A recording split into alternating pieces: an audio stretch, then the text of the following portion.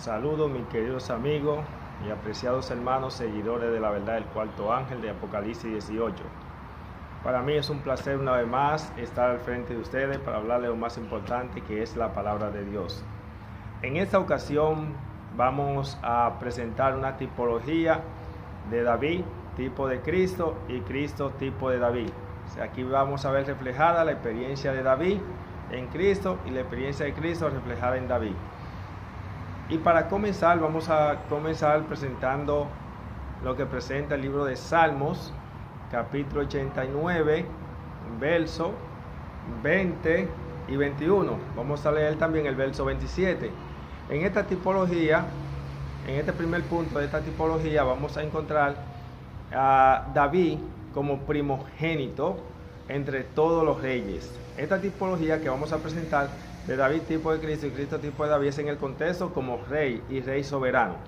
Así que en esta tipología vamos a notar que a David se le llama el primogénito, se llama primogénito. Y ahora nos preguntaríamos, ¿y por qué a David se llama primogénito cuando Saúl fue el primer rey de Israel y no David?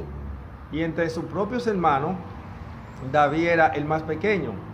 Pero sabemos que David es el primogénito porque era el predilecto de Dios, y como David no hay un rey en Israel.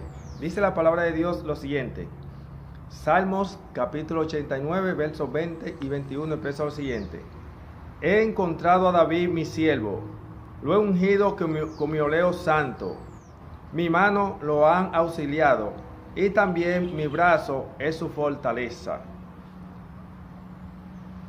Dice el verso 27, yo también lo pondré por primogénito y lo exaltaré sobre los reyes de la tierra.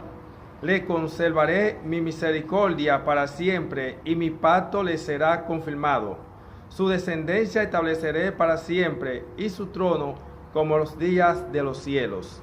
Así que aquí podemos notar de esta tipología como es en el caso de David. David, mientras todo el tiempo estuvo vida, fue un personaje que se mantuvo en el trono, y una vez muerto su descendencia continuó estando en el trono. Así que en la primera tipología vemos aquí a David como primogénito entre todos los reyes, como Cristo es el primogénito entre todos los reyes de Israel. Segunda punto de tipología, vemos aquí David tuvo una rebelión. Mientras David era rey, ustedes se acuerdan que Absalón se rebeló contra él en el trono, y dado ese caso, David incluso tuvo que abandonar el trono, pero luego lo recuperó, y cuando tomó la posición del reino nuevamente, ya su hijo Absalón había estado muerto. En el caso de Cristo también pasó lo mismo.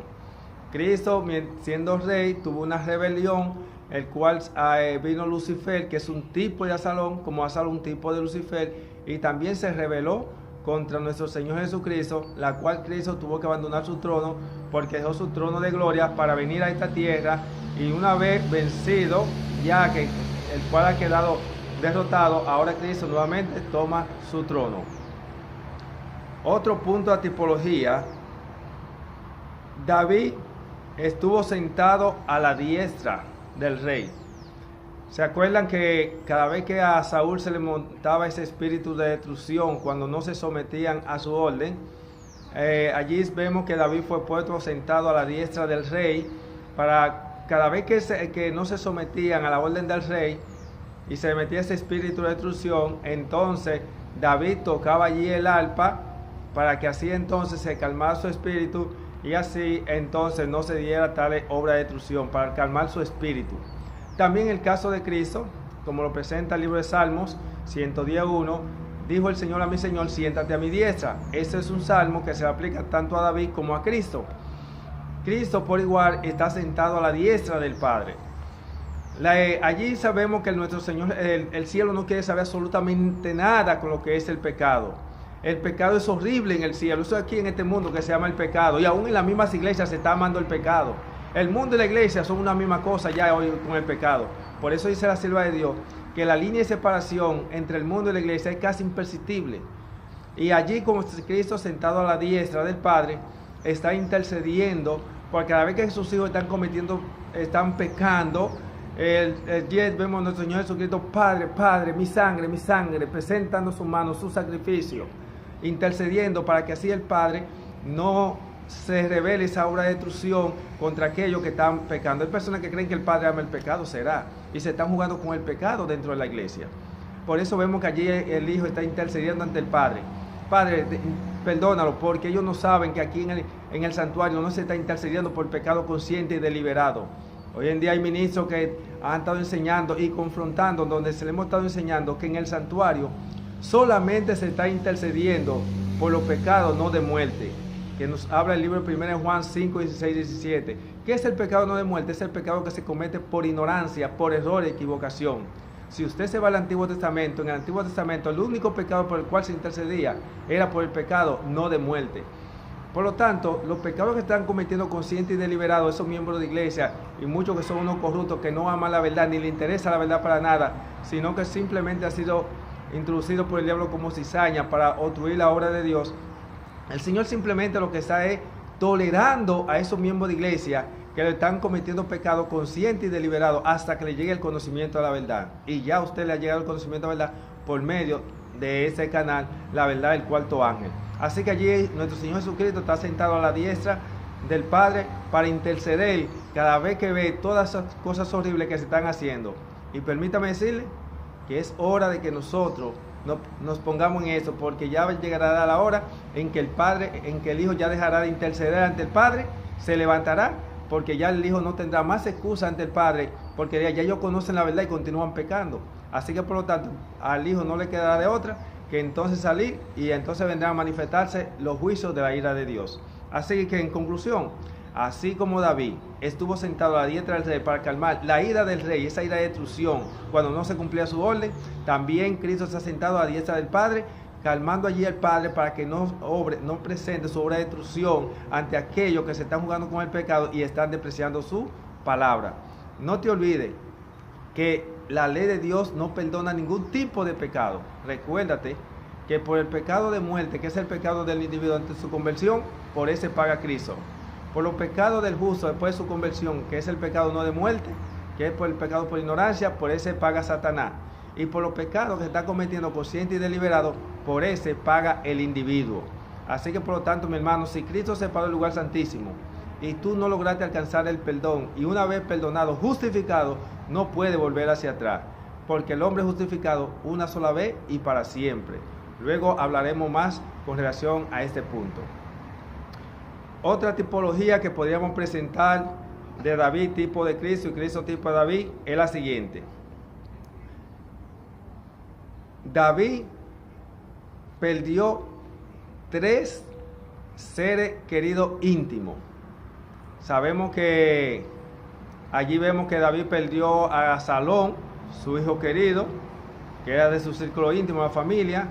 Perdió el hijo que tuvo con Betsabé, que también lo amaba, y también perdió a aquel hijo que mató a Absalón por haber violado a su hermana. En el caso de Cristo también se dio lo mismo. Perdió 3 seres íntimos queridos, que eran de su círculo íntimo. Entre ellos tenemos a Lucifer, que era la 4ª persona allá en el cielo, que era el más amado, podríamos decirlo así, o el más exaltado. Y vemos que entonces ya quedó sentenciado para destrucción. También vemos que perdió a aquellos ángeles, aquella 4ª parte de los ángeles, de los cuales él se había identificado con ellos. Él es creador de ellos y había tomado forma de ángel. Dice, tomó una forma semejante a la de ellos, porque la forma de ese ángel, de arcángel, ni siquiera era semejante a Lucifer, porque Lucifer se veía más glorioso. En este caso, Cristo había tomado la forma de ellos, y como fruto de hecho, dicho sea de paso, fue que vino la rebelión, porque Lucifer, a veces con tanta gloria, y ver este arcángel que tenía acceso a entrar al lugar del concilio, y él no, él se creyó que era superior, porque su apariencia de gloria, esplendor, le hacía considerar que él merecía estar ahí dentro y no el que tenía menos gloria. Lo que pasa es que la gloria de este ángel estaba interna y no externa, mientras que la Lucifer era una gloria externa pero no interna. ¿Por qué? Porque en ese arcángel estaba la divinidad, porque él era Dios. Y El próximo ya sabemos que es Judas, quien también perteneció al círculo íntimo y también fue amado. Otra tipología que podríamos presentar: David, antes de ser rey, tuvo que vencer un gigante. Allí podemos notar que ustedes saben que David tuvo que vencer al gigante Goliat, como también Cristo, antes de tomar la posesión del reino, tuvo que vencer al gigante, y por eso Satanás hoy en día está vencido, y ahora nuestra salvación, el reino, está asegurado y garantizado en Cristo. Por eso Cristo no podía tomar la posesión del reino sin antes haber vencido al gigante, el cual es Satanás. Y hoy en día Dios simplemente está esperando que tú y yo sigamos los pasos de nuestro Señor Jesucristo, para que juntamente con Él podamos heredar ese reino de gloria. También podríamos presentar: David fue rey sin ser rey. ¿Cómo fue eso? Bueno, ustedes se acuerdan que mientras Saúl era rey, ya Dios no lo había tomado como su primogénito, como su mano derecha, sino que entonces Dios peleaba su guerra y lo hacía por medio de David, porque era su predilecto. Allí podemos notar que toda la batalla de Israel Dios la peleaba y la ganaba por medio de Israel, siendo Saúl el rey. Así que en este caso vemos que Saúl era rey en la carne, pero David lo era rey en el espíritu. En otras palabras, era rey del reino de la gracia. Así que habían dos reyes simultáneamente, uno en la carne y el otro en el espíritu. Por eso notamos que Dios peleaba, daba toda su guerra, la daba a través de ¿quién? Su victoria por medio de David, y no por medio del rey Saúl. En el caso de Cristo también fue rey sin ser rey. ¿Cómo así? Cristo, mientras estuvo aquí en la tierra, fue el rey del reino de la gracia. El Padre peleaba toda la batalla por medio de ¿quién? De nuestro Señor Jesucristo. Así que mientras Cristo estuvo aquí en la tierra, quienes reinaban sobre Israel, quienes tenían el dominio y quienes habían sido aceptados por el pueblo sin tener la aprobación de Dios, eran los romanos. Así que los césares de aquel entonces eran los reyes de Israel, y Jesús no era rey, mas sin embargo era el verdadero rey, porque era quien tenía la aprobación. Como en el caso de Saúl, Saúl era el rey reconocido por el pueblo, pero no era reconocido por Dios. Por lo tanto, ambos fueron rey sin ser rey en el reino de la gracia. También podemos notar lo siguiente: David recibió tres unciones. ¿Cuáles fueron esas tres unciones? La primera, la unción la recibió por medio de Samuel, y eso lo podemos encontrar en el libro Primera de Samuel, capítulo 16, verso 13. La segunda unción fue ungido por Judá, y por la tribu de Judá, y esa la podemos encontrar en el libro de Segunda de Samuel, capítulo 2, verso 4. Y la tercera unción la recibió en el capítulo 5, verso del 1 al 3, por la tribu de Israel, por toda la tribu de Israel. Y esa la encontramos en el mismo libro Segunda de Samuel, capítulo 5, del 1 al 3. Así que vemos que en el caso de Cristo, también él recibirá tres unción, o ha recibido tres unción. La primera unción la recibió como profeta, mientras estuvo aquí en la tierra, el enviado de Dios, el intermediario por el cual Dios comunicaba su propósito. La segunda, cuando asciende al cielo, que recibe la unción como sacerdote para comenzar a realizar su obra de intercesión, sentado a la diestra del Padre para interceder, calmar la ira del Padre cada vez que se estén cometiendo, realizando esos pecados por ignorancia. Es un detalle que debemos hablar mucho con respecto a esto, porque hoy en día, como les mencioné, el pecado es un relajo dentro de la iglesia. Y los culpables y los responsables de todo eso que está pasando, ¿saben quiénes son? Los pastores. ¿Por qué? Porque ellos son los que tienen la autoridad para admitir quiénes entran y quiénes no. Y ellos son los primeros corruptos, los que están apoyando la sinvergüenza con tal de obtener los diezmos y las ofrendas. Y no le importa que el nombre de Dios sea vindicado en su iglesia. Y esos son detalles muy importantes que luego lo vamos a confirmar con más detalle. Estaba profetizado. Por eso Dios se ve obligado a tener que reemplazar el ministerio pastoral por un movimiento laico llamado 144,000, o reconocido como el cuarto ángel de Apocalipsis 18. Y eso usted lo puede comprobar porque en el libro Eventos Últimos Días, en la página 208, habla que el Señor tomará personas de los comunes del pueblo y va a demostrar que Él no depende de personas dotes ingreídas y que pocos serán empleados. ¿Por qué dice que pocos serán empleados? porque se unirán al movimiento laico llamado 144,000. Detalle muy importante tomar eso en cuenta.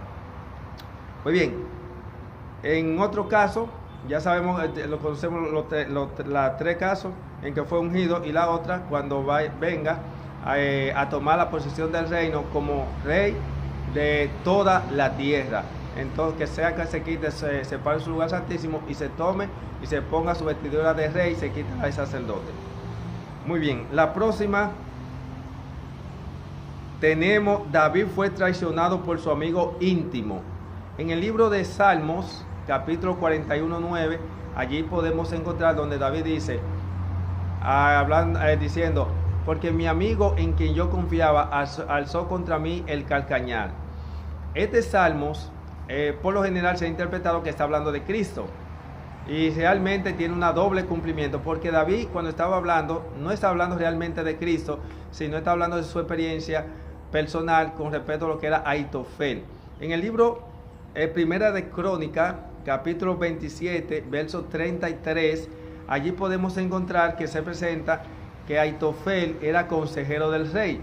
Cuando Absalón hizo la rebelión contra su padre, Ahitofel se pasó al bando de Absalón, porque él se había sentido, estaba resentido porque David había deshonrado a su sobrina Betsabé.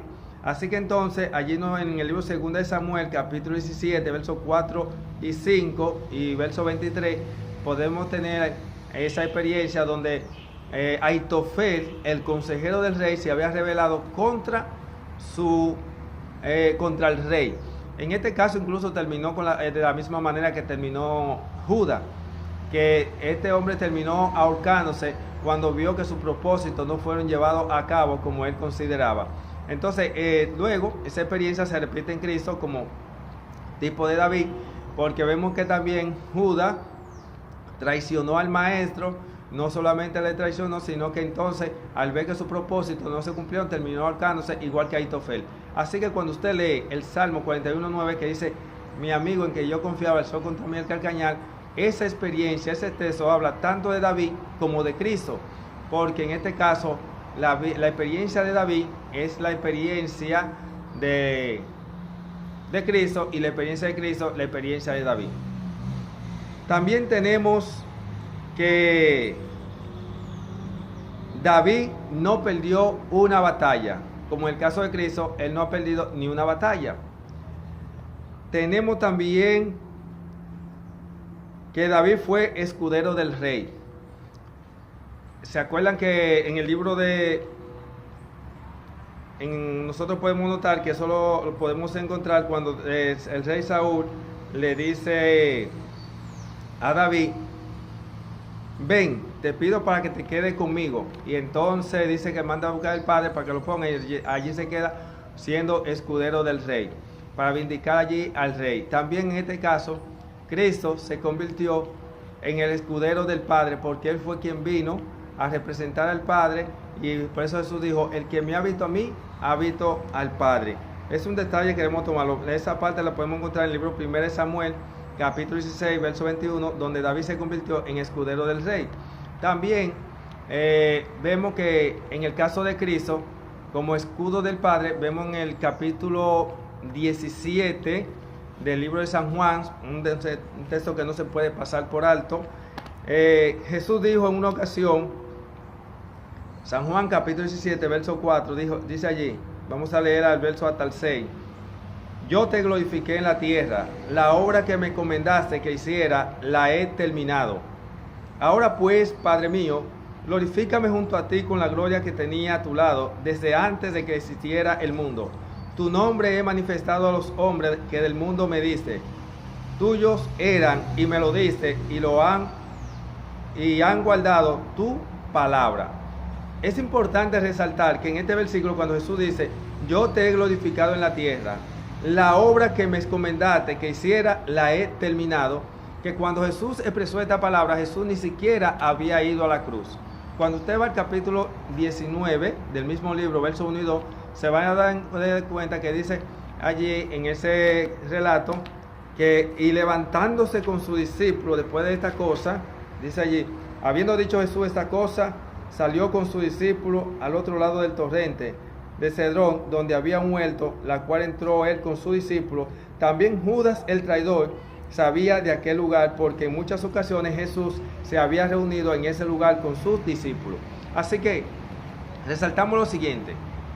Recuerde que estamos presentando la tipología de que David se convirtió en el escudero del rey, como en el caso de Cristo se convirtió en el escudero del Padre, que en ese entonces era el rey mientras él estuvo aquí en la tierra. Así que vemos lo siguiente. Jesús dijo: he venido a manifestar tu nombre, vindicar el nombre del Padre. ¿Qué significa vindicar el nombre del Padre?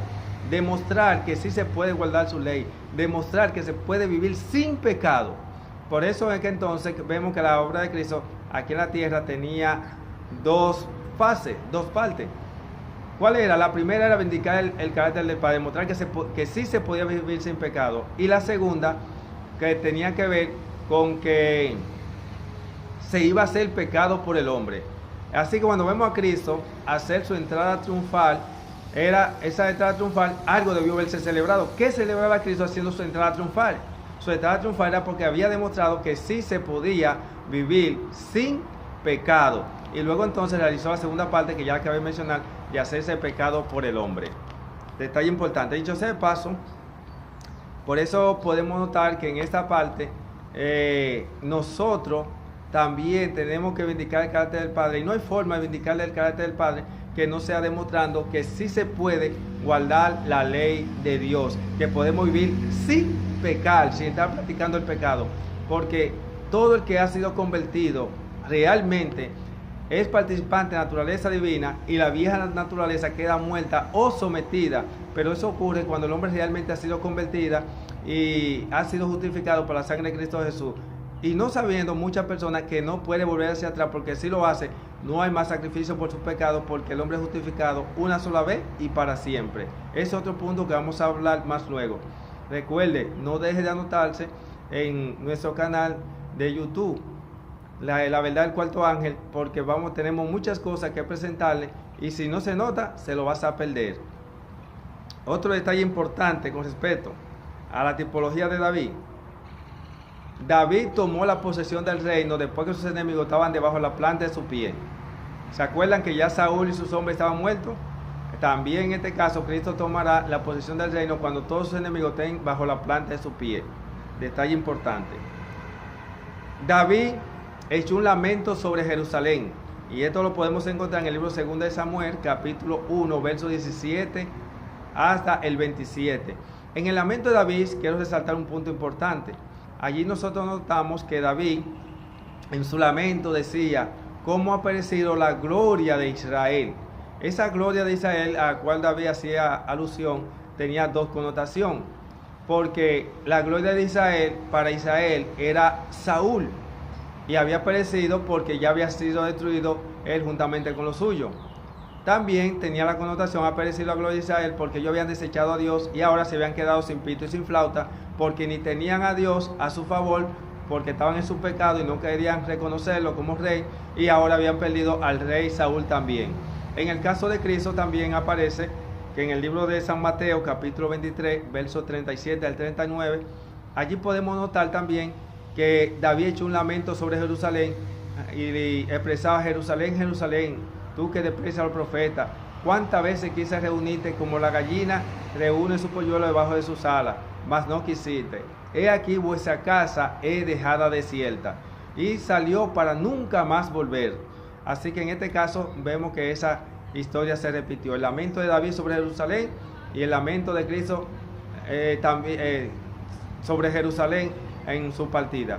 Son detalles que debemos tomarla muy en cuenta, porque dicho sea de paso, la historia se sigue repitiendo, como dice la sierva de Dios. Otro punto importante es que David mostró misericordia hacia sus enemigos. ¿Cómo que David mostró misericordia a sus enemigos? Recuérdense, y siempre lo hizo, pero voy a resaltar dos casos importantes. Ustedes se acuerdan que Saúl tenía un odio terrible contra el rey David. En una ocasión Dios permitió que en una de esas persecuciones, mientras Saúl fue hacia los montes buscando con su ejército a David, Dios permitió que cayera un sueño profundo, y en ese sueño profundo dice que David tomó lo que se llama una jarra y la lanza del rey que estaba al lado y la sacó.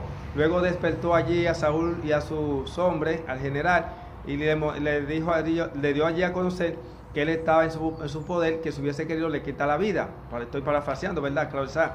Y luego entonces le dio a conocer que él no tenía nada contra él. En otra ocasión también volvió insistiendo de necio como era, volvió nuevamente a repetirse la historia, pero en este caso el rey David tomó una parte del manto del rey, lo cortó, y luego entonces David despertó allí a aquellos hombres y le dijo: rey, que me persigue. Y luego entonces allí le presentó parte del manto que tenía, la cual le daba a conocer que si hubiese querido lo hubiese eliminado, porque él estaba en su poder, porque mira la señal donde estaba, en la señal del manto que había cortado, sin que ninguno se percibiera de que él estaba allí dentro, entró y salió. También en el caso de Cristo, él, recuerden que era hombre y era Dios al mismo tiempo. Cuando vino la turba a quererlo apresar, Pedro sacó una espada. Sabemos que él le tiró a la cabeza a aquel personaje, pero nada más le agarró la oreja porque falló, y Jesús le dijo: guarda tu espada, ¿no sabe que si quiero puedo pedir millares de ángeles? O sea, en este caso Cristo mostró misericordia a sus enemigos, porque si hubiese querido, él pide millares de ángeles y se defiende. Pero todo el tiempo Cristo mostró misericordia hacia sus enemigos. También queremos resaltar otro detalle importante. David experimentó una caída. En el libro de Primera de Reyes, capítulo 15, verso 5, aparece lo siguiente. Es un detalle que debemos resaltar, muy importante. En el libro Primera de Reyes, capítulo 5, expresa lo siguiente: porque David hizo lo que es agradable delante de Jehová su Dios, pues no se apartó en todos los días de su vida de todo lo que él le ordenó, excepto en el caso de Urías Eteo. Es un detalle importante porque hemos estado resaltando y enseñando a través de la verdad del cuarto ángel, que la Biblia enseña que Dios levanta al caído. Recuerden bien, al caído.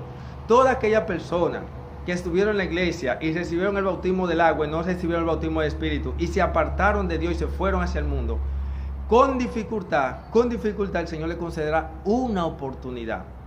Pero aquellas personas que han recibido el bautismo del agua y del Espíritu y han tenido recaída, miren, yo soy nacido y criado en la iglesia adventista. Me preguntaba por qué sería personas que fueron estrellas, que salieron y nunca más lo volvemos a ver. Otras personas que nada más van, y cuando van, apenas van de visita y reciben llamado y no se ve nada. Eso es muy delicado, mis amigos. No se jueguen con lo que es la recaída.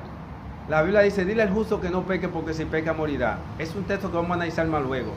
Y muchas personas interpretan este texto en la carne, creen que va a morir en la carne y ya no puede arrepentirse. No, es que si muere, el santuario te desconecta, muere y nunca más volverá a arrepentirte, porque Dios, el arrepentimiento que acepta es el arrepentimiento en el espíritu y no en la carne. Luego vamos a hablar de ese detalle.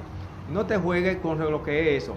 David experimentó una caída, fue justificado, y una vez justificado entonces fue restaurado y no volvió a repetir la misma escena. He dicho, en las escrituras usted nunca se va a encontrar que Dios haya justificado 2 veces un mismo pecado, y en el santuario no aparece que Dios justifique 2 veces un mismo pecado, ni siquiera de ignorancia. Es un detalle que vamos a tocar, pero usted ni nadie teológicamente, no importa el conocimiento que tenga, podrá demostrar que en el santuario se anda justificando el pecado todas las veces que usted quiera. No, es un detalle que vamos a tocar. En el caso de Cristo, que es un tipo de David, vemos que Cristo experimentó una caída. ¿Cuál fue? Cuando él se hizo pecado por el hombre. Así que cuando él se hizo pecado por el hombre, experimentó esa caída porque recibió la ira de Dios y descendió allí a la tumba. Así que en este caso vemos que así como David fue justificado porque recibió el perdón, también Cristo fue justificado porque fue confirmado por medio de lo que se llama la resurrección. Dice que si no hubiese visto resurrección, vana hubiese sido nuestra fe. Así, mis queridos amigos, hasta aquí hemos concluido lo que se llama la tipología David tipo de Cristo y Cristo tipo de David. Esperamos, mis amigos, que nosotros podamos en nuestra vida personal ser un tipo de Cristo, y que Cristo haya sido un tipo de usted y de mi persona también. Así que recuerde, Jesús cuando venga, dice su palabra que Él vendrá a buscarse a sí mismo. Él no te viene a buscar a ti, viene a buscar a Cristo reflejado en tu vida. Por eso debes seguir los mismos pasos de nuestro Señor Jesucristo. Dios te bendiga y que la paz del cielo pueda estar en tu corazón. Y no te olvides, suscríbete. Sé parte de ese ministerio sin tener que salir de tu iglesia. Si te va peca, pero si te queda callado también. Recuérdate, la verdad no cabe dentro. Entonces cuando salga, si no tiene otro lugar, te damos la bienvenida aquí en la Iglesia Adventista Conservadora, que es la Iglesia de la Reforma. Así, mi hermano, es importante que tú sepas que hay muchos campos donde trabajar. Mientras tanto, te recomiendo, procura de que Cristo sea un reflejo en tu vida. Y recuerda que Dios espera que tú mueres con Él por toda la eternidad en el reino de los cielos.